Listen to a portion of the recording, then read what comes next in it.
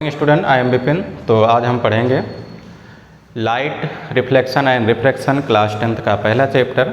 इसका आज हम पढ़ेंगे न्यूमेरिकल पार्ट। ठीक है, तो न्यूमेरिकल पार्ट पढ़ने से पहले हम थोड़ा सा एक बार पीछे वाली चीज़ों को रिकॉल कर लेते हैं। ठीक है, तो हम पहले देखते हैं स्फेरिकल मिरर। ठीक है, स्फेरिकल मिरर।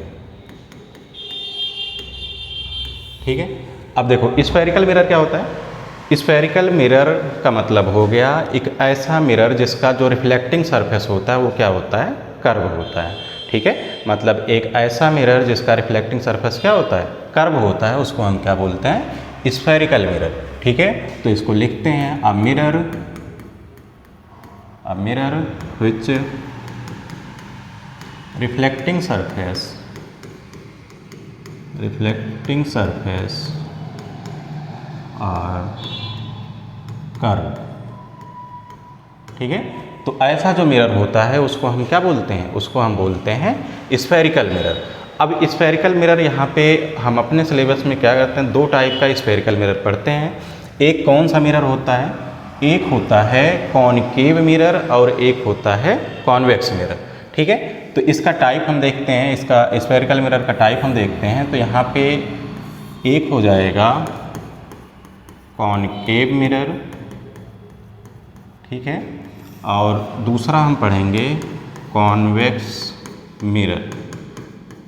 ठीक है, अब देखो यहाँ पे क्या पढ़ा, a mirror which reflecting surface are curve. ठीक है, तो देखते हैं कॉनकेव मिरर। कॉनकेव मिरर एक ऐसा मिरर होता है जिसका जो रिफ्लेक्टिंग सरफेस होता है वो क्या होता है, वो होता है कर्व इनवर्ड। ठीक है, तो यहाँ पे देखते हैं ये हमारा हो गया एक ग्लास। इसको हम जब एक साइड से पॉलिश कर देते हैं तो ये क्या बन जाता है, ये बन जाता है मिरर। ठीक है, अब देखो यहाँ पे ये एक स्फेरिकल ग्लास था। ठीक है, इसका हमने लगभग 80% पार्ट क्या कर दिया, कट करके बाहर निकाल दिया। उसके बाद फिर इसको आउटसाइड से हमने क्या कर दिया, पॉलिश कर दिया। तो ये जो मिरर बना इसको हम क्या बोलते हैं, इसको हम बोलते हैं कॉनकेव मिरर। ठीक है, यहाँ पे देखो ये जो सरफेस है इसको हम बोलते हैं, इसको क्या बोलते हैं, पॉलिश्ड सरफेस। क्या बोलते हैं इसको, पॉलिश्ड सरफेस।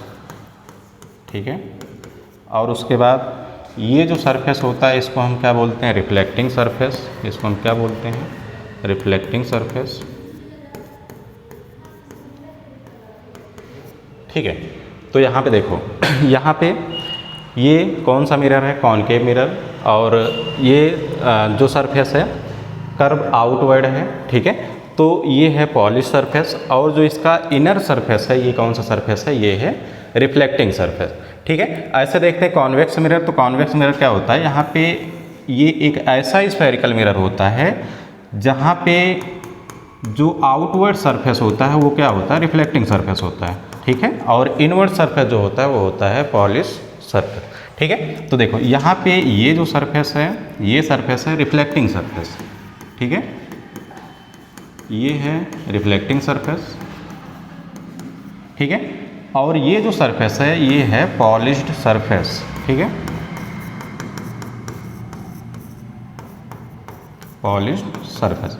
ठीक है, ये दोनों ऐसे मिरर हैं जिनका रिफ्लेक्टिंग सरफेस क्या है, कर्व है। ठीक है, एक का कर्व आउटवर्ड है, एक का क्या है, कर्व इनवर्ड है। ठीक है, तो देखो यहाँ पे एक ऐसा मिरर जिसका रिफ्लेक्टिंग सरफेस क्या होता है, कर्व इनवर्ड होता है, उसको हम क्या बोलते हैं, उसको हम बोलते हैं कॉनकेव मिरर।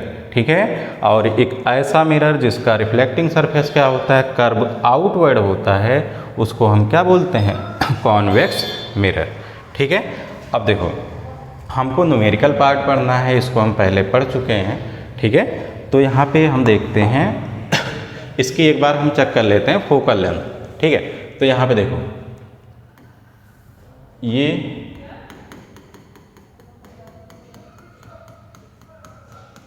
ये कौन सा मिरर हो गया, ये हो गया हमारा कॉनकेव मिरर। कैसे पता चला, ये क्योंकि इसका जो इनवर्ड है सरफेस वो हमारा क्या है, रिफ्लेक्टिंग सरफेस है। या फिर ऐसे भी समझते हैं जो कॉनकेव मिरर होता है, जो केव वाला पार्ट होता है ये होता है रिफ्लेक्टिंग सरफेस, इसीलिए इसको हम क्या बोलते हैं, कॉनकेव मिरर। ठीक है, तो यहाँ पे देखो, यहाँ पे ये जो पॉइंट होता है इसको हम बोलते हैं पोल। ठीक है, और उसके बाद यहाँ पे एक पॉइंट होता है जिसको हम बोलते हैं सेंटर ऑफ कर्वेचर। ठीक है, ये इस मतलब जो ये मिरर है ये इसका क्या होता है, सेंटर होता है, यानी यहाँ से रख के हम इस मिरर को बनाते हैं। ठीक है, अब उसके बाद देखो, जो पोल और सेंटर ऑफ कर्वेचर का मिड पॉइंट होता है इसको हम क्या बोलते हैं, फोकस।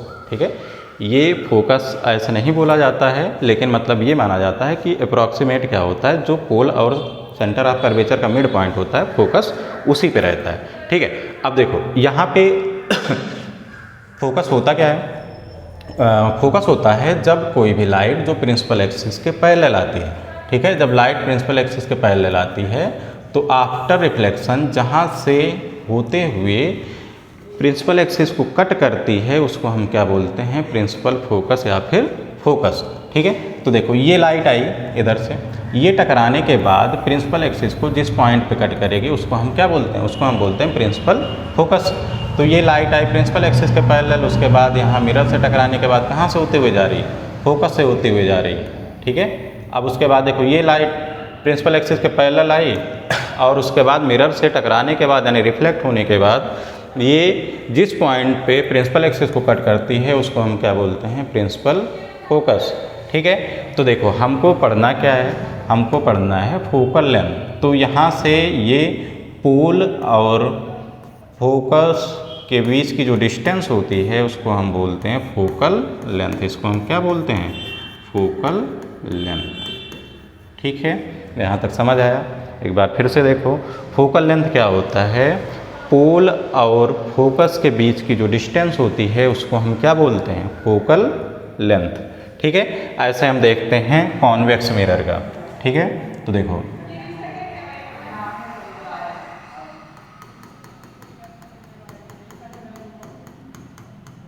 ये मिरर कौन सा हो गया, ये मिरर हो गया कॉन्वेक्स मिरर। कैसे पता चला, ये पता चला क्योंकि देखो यहाँ पे जो हमारा रिफ्लेक्टिंग सरफेस है वो क्या है, कर्व आउटवर्ड है, और जो इनर सरफेस है वो क्या है, पॉलिश सरफेस है।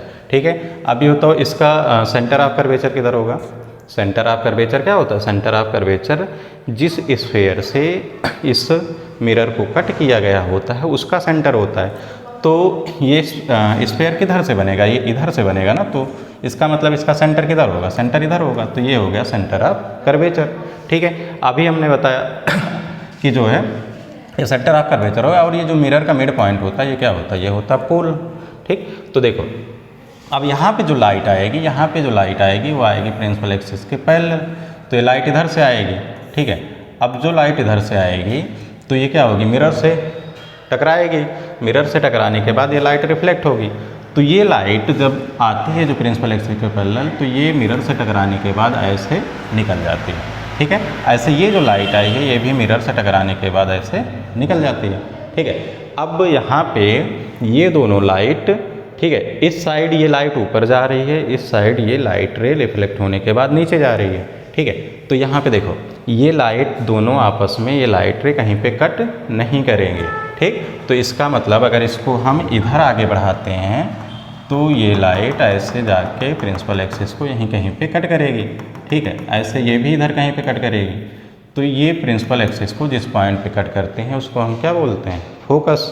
ठीक है, अब फोकस और पोल के बीच की जो डिस्टेंस होती है उसको हम क्या बोलते हैं, फोकल लेंथ। ठीक है, तो ये क्या हो जाएगा, ये हो जाएगा फोकल लेंथ। ठीक, यहाँ तक समझ आया। अब देखो हमको पढ़ना क्या था, हमको ये पढ़ना है कि फोकल लेंथ का हमको पढ़ना है साइन कन्वेंशन। ठीक है, तो यहाँ पे देखो यहाँ पे जो हमारा फोकस है ये देखेंगे पोल और फोकस के बीच की डिस्टेंस ये हो गया फोकल लेंथ, और यहाँ पे पोल और फोकस के बीच की डिस्टेंस ये क्या हो गया, फोकल लेंथ। और ये कौन सा मिरर है, ये हो गया कॉन्वेक्स मिरर। ये कौन सा मिरर है, कॉन्वेक्स मिरर। ठीक है, और ये कौन सा मिरर है, ये हमारा हो गया कॉनकेव मिरर। ठीक, तो हमें लगता है कि फोकल लेंथ तो समझ आया होगा। ठीक है, अब इसके आगे हम देखते हैं मिरर फार्मूला। ठीक है, मिरर फार्मूला। ठीक,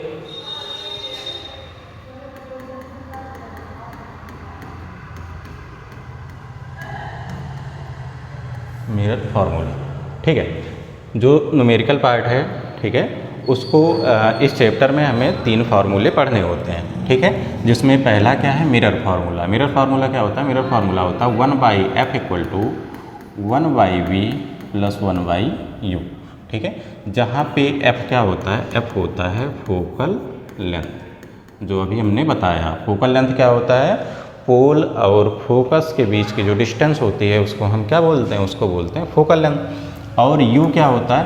u होता है डिस्टेंस, u होता है distance of object from the pole. ठीक है, f क्या होता है? Focal length. ठीक है, u क्या होता है? Distance of object from the pole. और v क्या होता है? v होता है डिस्टेंस, ठीक है, v क्या होता है? डिस्टेंस ऑफ ऑब्जेक्ट, ठीक है, from the image. Distance of, sorry, यहाँ पे डिस्टेंस ऑफ इमेज, ठीक है, फ्रॉम द पोल, ये हो जाएगा। ठीक है, अब एक बार इसको देख लेते हैं। मिरर फार्मूला क्या है? 1/f = 1/v + 1/u। ठीक है, जहाँ पे f क्या होता है? फोकल लेंथ, v क्या होता है? Distance of image from the pole, और u क्या होता है? Distance of object from the pole. ठीक है, अब अगला फार्मूला क्या है? अगला फार्मूला है मैग्नीफिकेशन का। ठीक है, किसका फार्मूला है? मैग्नीफिकेशन। ठीक है, मैग्नीफिकेशन को हम लिखते हैं, ये सारी चीज़ें हम पहले पढ़ चुके हैं। मैग्नीफिकेशन क्या होता है?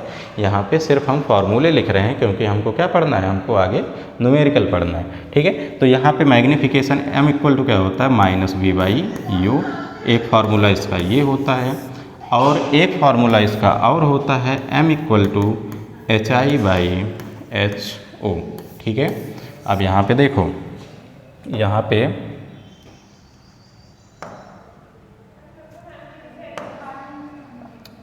देखो v क्या होता है? v यही सेम चीज़ है जो अभी हमने यहाँ पे लिखा है। ठीक है, तो v क्या है?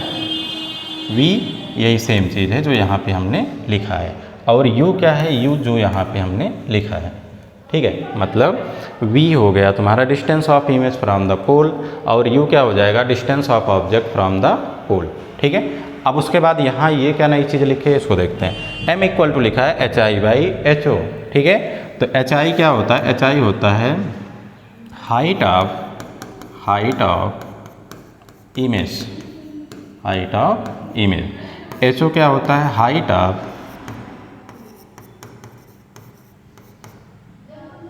Height of object.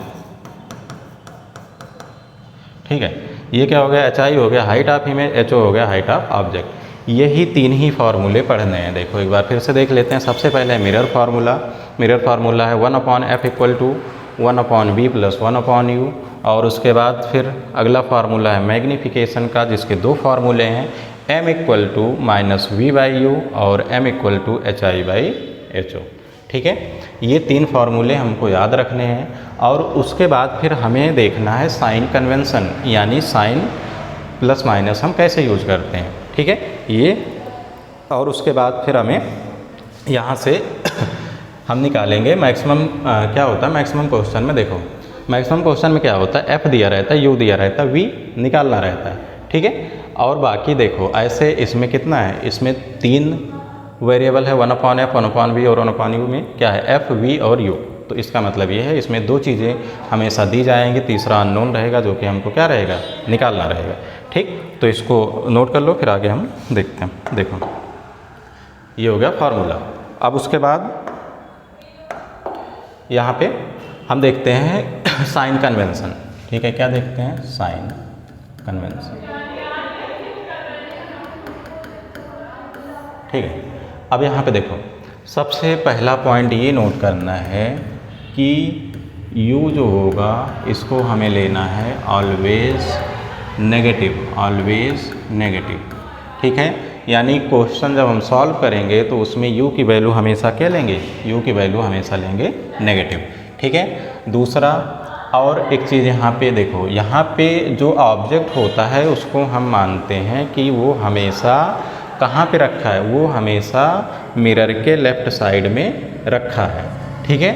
और मिरर के हमेशा लेफ़्ट साइड में रखा है, इसलिए हम क्या लेते हैं, यू की वैल्यू हमेशा नेगेटिव लेते हैं। एक चीज़ यहाँ पे और समझ लो, जैसे मान लो कि ये हो गया मिरर, ये क्या हो गया, मिरर हो गया, ठीक है। ये हो गया पोल, ठीक। अब यहाँ पे ऑब्जेक्ट किधर रखा जाएगा, इधर रखा जाएगा। ये जो डिस्टेंस होगी ये हो जाएगी यू। यहाँ पे कहीं मान लो सेंटर ऑफ कर्वेचर हो गया, ये हो गया फोकस, तो ये डिस्टेंस क्या हो जाएगी, ये वाली डिस्टेंस हो जाएगी एफ, ठीक है। और ये वाली डिस्टेंस क्या हो जाएगी आर। एक बार देखो, जो सेंटर ऑफ कर्वेचर और पोल के बीच की डिस्टेंस होती है, ये होती है रेडियस ऑफ कर्वेचर। जो फोकस और पोल के बीच की डिस्टेंस होती है, ये होता है फोकल लेंथ। और जो ऑब्जेक्ट और पोल के बीच की डिस्टेंस होती है, ये होता है यू। और जो इमेज और पोल के बीच की डिस्टेंस होती है, ये होता है वी। अब इसका हम साइन कैसे यूज़ करते हैं, साइन ऐसे यूज़ करते हैं, जो मिरर होता है इसको हम मानते हैं नंबर लाइन का 0, ठीक है। इसके राइट साइड में जितनी डिस्टेंस होगी उसको हम लेंगे पॉजिटिव, और इसको लेफ़्ट साइड में जितनी भी डिस्टेंस होगी उसको हम लेते हैं नेगेटिव। और इस पॉइंट के यानी पोल, जो पोल है, पोल के ऊपर के डिस्टेंस को हम लेते हैं पॉजिटिव, और नीचे के डिस्टेंस को हम क्या लेते हैं, नेगेटिव, ठीक है। लेकिन कंडीशन क्या है, कंडीशन हम यहाँ पे क्या मानते हैं, ऑलवेज एज्यूम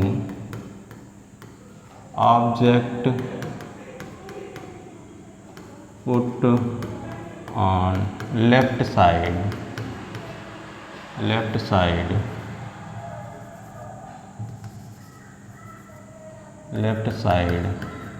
ऑफ मिरर, ठीक है।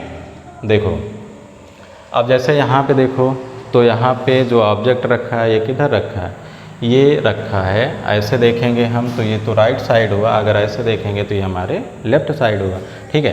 तो यहाँ पे हम देखते हैं तो ऑब्जेक्ट हमारा किधर रखा है, लेफ़्ट साइड, ऐसे, ठीक है। तो यानी यहाँ पे बोला गया है कि ऑब्जेक्ट को हम एज्यूम करेंगे कि हमेशा लेफ़्ट साइड हो, ठीक है। तो ये ऑब्जेक्ट हमारा किधर हो गया, लेफ़्ट साइड हो गया। अब इसके अकॉर्डिंग हमने ये बताया कि क्या होगा, जो डिस्टेंस लेफ़्ट साइड होगी वो हमेशा क्या होगी, जो डिस्टेंस लेफ़्ट साइड होगी वो हमेशा होगी नेगेटिव, और जो राइट साइड होगी वो हमेशा क्या होगी, पॉजिटिव। तो यहाँ पे देखो, अगर हम इसको लेफ़्ट साइड एज्यूम कर रहे हैं, ठीक है, ये लेफ़्ट साइड हमारा हो गया, तो इधर जितनी डिस्टेंस मेजर की जाएगी वो क्या होगी, हमेशा नेगेटिव होगी, ठीक है। तो यहाँ पे देखो, यहाँ पे u क्या होगा, u इधर साइड है, नेगेटिव होगा, f इधर साइड है, क्या होगा, नेगेटिव होगा, ठीक है। तो देखो मतलब सीधा सीधा ये हुआ कि न्यूमेरिकल जब हम सॉल्व करेंगे तो उसमें u की वैल्यू कुछ भी दी हो, हमको क्या लेना है, नेगेटिव लेना है, ठीक है। दूसरा पॉइंट आता है फोकल लेंथ, f की वैल्यू हम देखते हैं 2 टाइप से, ठीक है।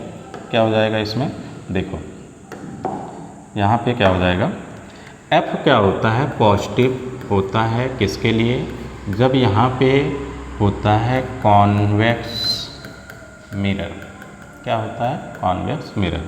f नेगेटिव होता है कब, जब यहाँ पे होता है कॉनकेव मिरर। ये बात हमेशा याद रखना है, क्या याद रखना है, कि u की वैल्यू हमेशा लेते हैं नेगेटिव, ठीक है। और f की वैल्यू जो होती है, अगर वो कॉन्वेक्स मिरर है तो यहाँ पे हम लेते हैं पॉजिटिव, अगर ये कॉनकेव मिरर है तो यहाँ पे हम क्या लेते हैं, नेगेटिव।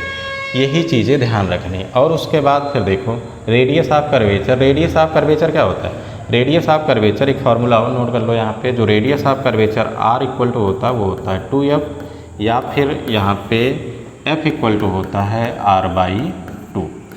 तो देखो अगर कहीं क्वेश्चन में आता है रेडियस ऑफ कर्वेचर, तो उसका अगर साइन हमें देखना है तो रेडियस ऑफ कर्वेचर किससे रिलेटेड है, फोकल लेंथ से।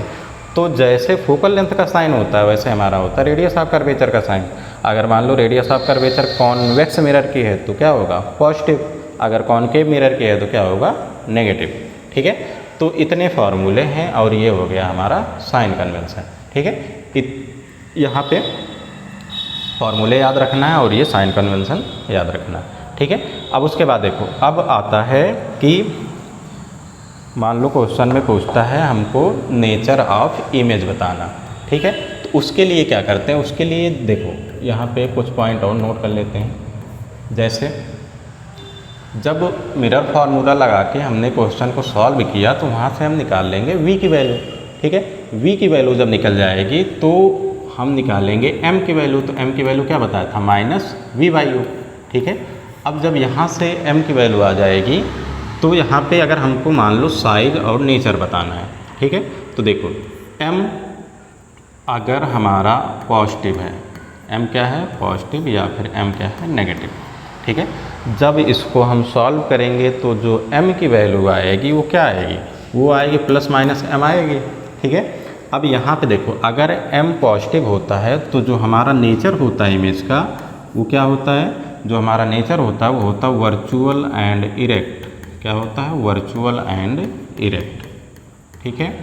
और अगर हमारा m की वैल्यू नेगेटिव आती है, ठीक है, तो जो नेचर होता है वो होता है रियल एंड इन्वर्टेड, क्या होता है रियल एंड इनवर्टेड, ठीक है, समझ आया।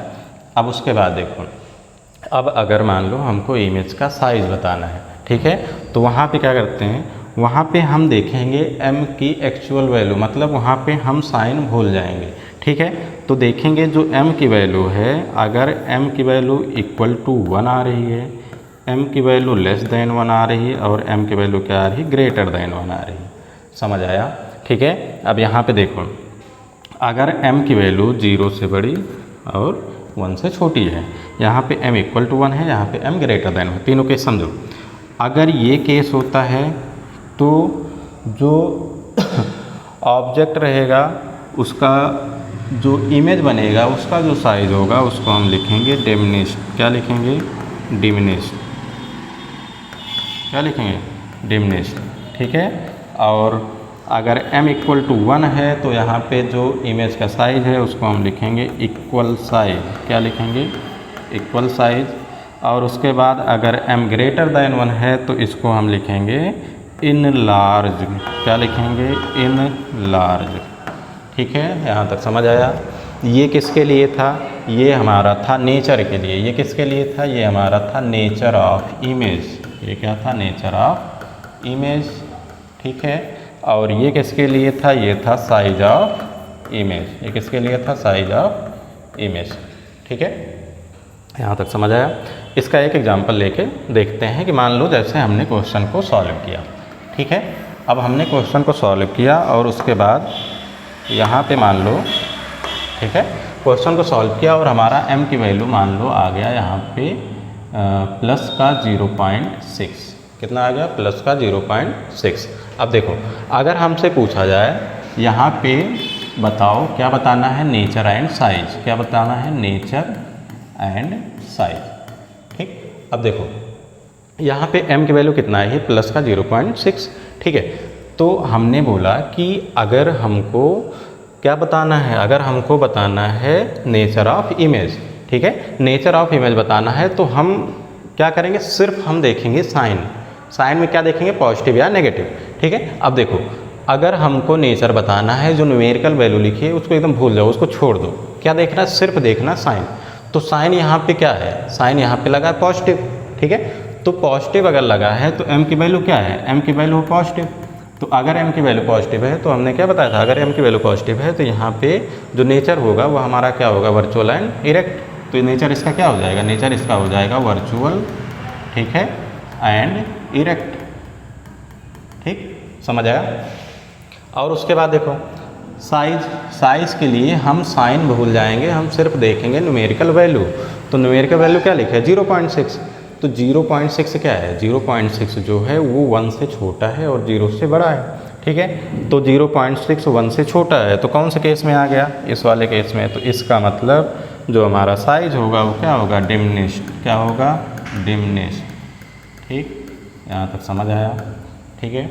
मतलब अगर हम सॉल्व करते हैं m की वैल्यू निकालते हैं तो वहाँ से हम क्या बता सकते हैं, नेचर एंड साइज, ठीक है। हमें लगता है मैक्सिमम चीज़ें समझ आ गई होंगी, ठीक है। अब एक बार हम देखते हैं इसका एक न्यूमेरिकल लेते हैं, ठीक है, उसको सॉल्व करते हैं, ठीक, ठीक है। अब देखो एक क्वेश्चन देखते हैं हम, जैसे लिखा है, एक क्वेश्चन है find the focal length,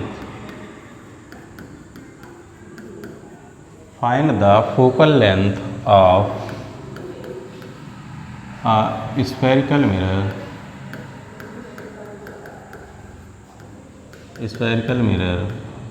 which radius of curvature,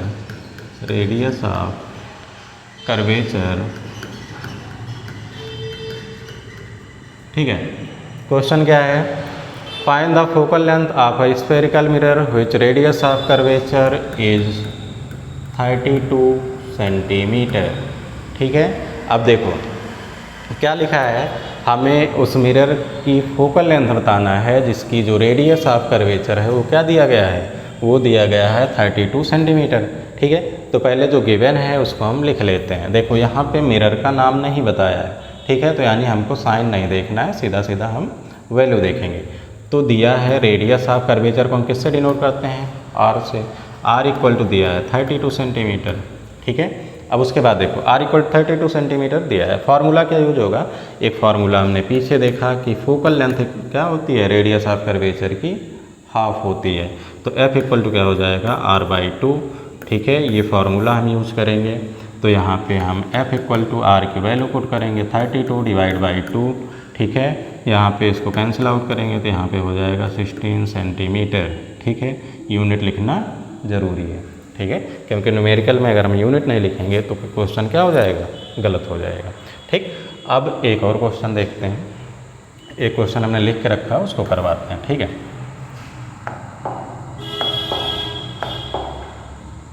ठीक, ये क्वेश्चन इसको देखते हैं। ये क्वेश्चन करेंगे तो अभी तक जितना हमने बताया वो सारी चीज़ें क्या हो जाएंगी, क्लियर हो जाएंगी, ठीक है।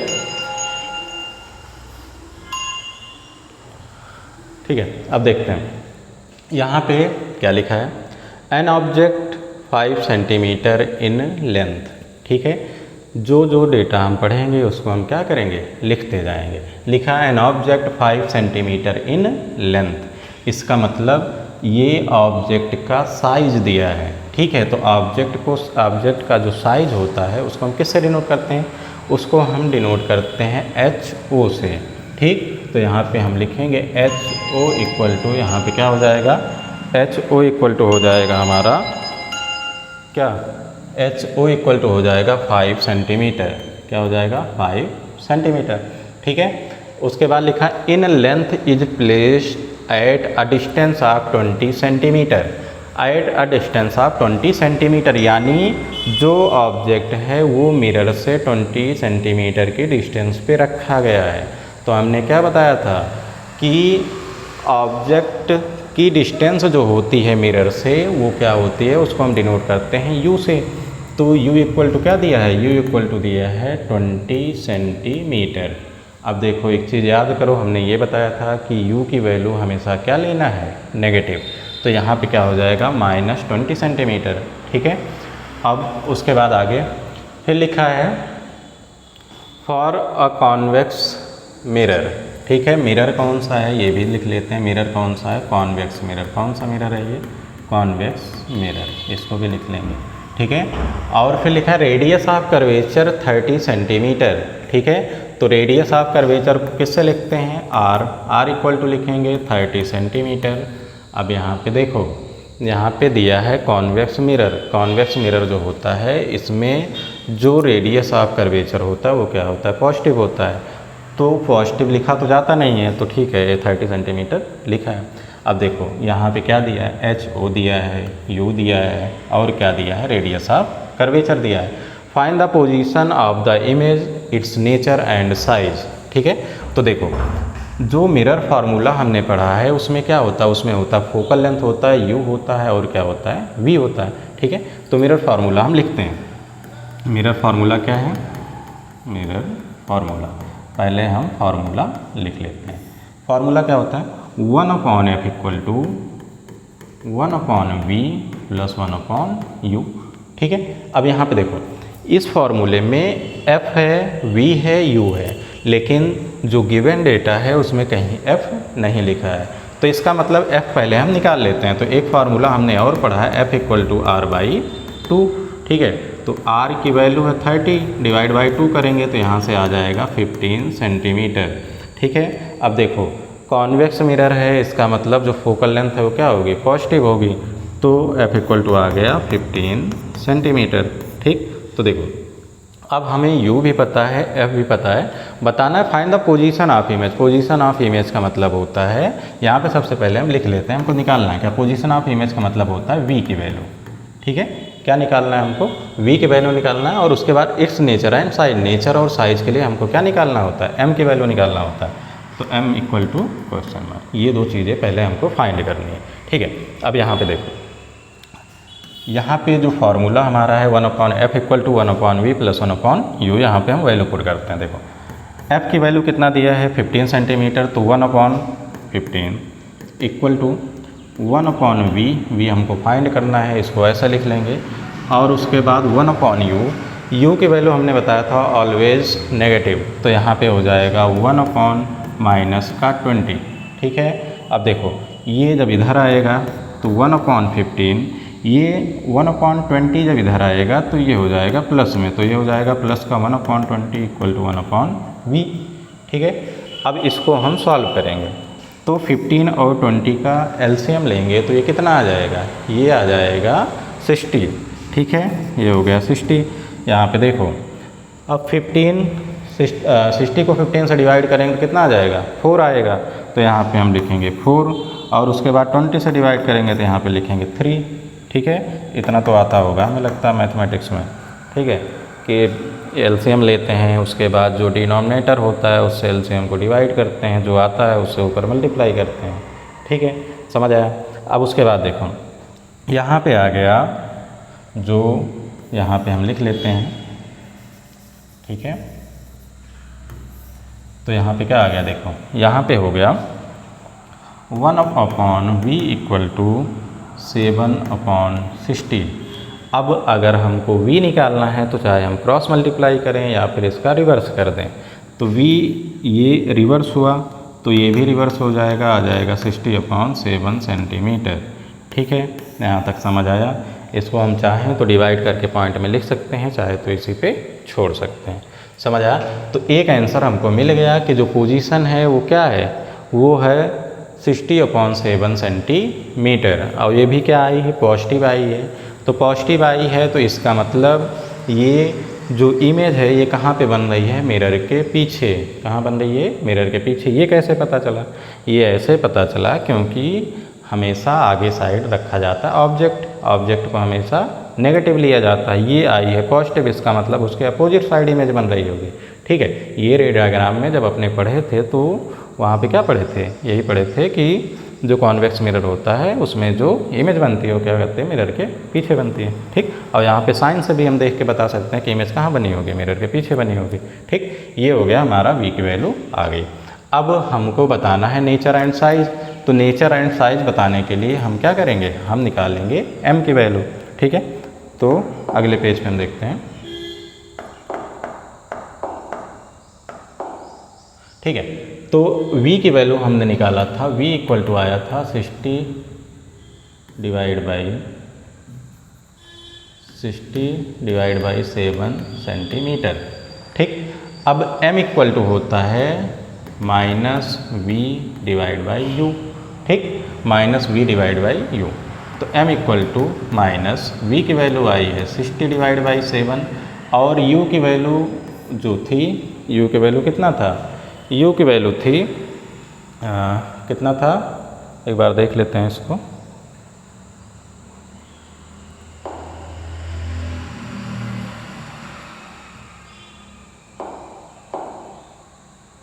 u की वैल्यू थी यहाँ पे क्वेश्चन में,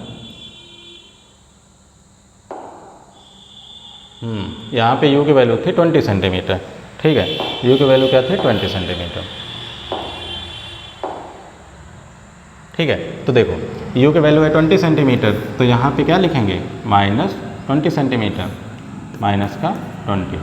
अब देखो यहाँ पे माइनस माइनस एक तो क्या हो गया, कैंसिल आउट हो गया, तो यहाँ पे आ गया 60 डिवाइड बाई 7। ठीक है, 60 डिवाइड बाई 7 इंटू 20 से इसको डिवाइड कर दो तो आ गया 3/7। 7, क्या आ गया 3/7, यानी जो m की वैल्यू आई एक तो पॉजिटिव आई है और 3/7, ठीक है।